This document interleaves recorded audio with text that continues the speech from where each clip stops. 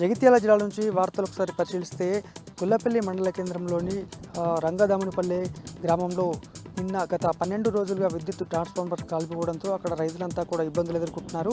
వరి నాట్లు వేసినటువంటి సందర్భంలో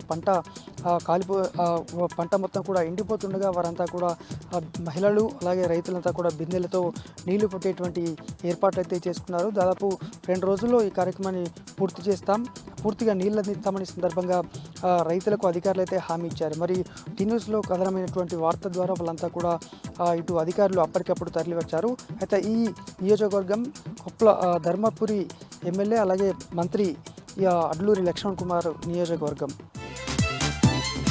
ఇంకా మరొక వార్త, జగిత్యాల చొప్పదండి నియోజకవర్గ ఎమ్మెల్యే సుంకె రవిశంకర్ ఇవాళ చొప్పదండి నియోజకవర్గానికి సంబంధించి మల్యాల మండల కేంద్రంలో మండలానికి సంబంధించి బీఆర్ఎస్ విస్తృత స్థాయి సమావేశాన్ని ఏర్పాటు చేశారు. సర్పంచ్ ఎన్నికలు ఉన్నటువంటి నేపథ్యంలో పూర్తి స్థాయిలో కూడా ఇటు బీఆర్ఎస్ అధికారులతో మాట్లాడారు. రానున్న రోజుల్లో బీఆర్ఎస్ పడితే రక్షాని సందర్భంగా చెప్పడం జరిగింది.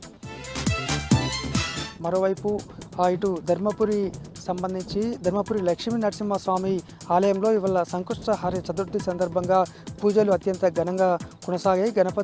అనుబంధ గణపతి దేవాలయంలో భక్తులు వేద పండితులు పెద్ద సంఖ్యలో పాల్గొని పూజాది కార్యక్రమాలు అయితే నిర్వహించారు.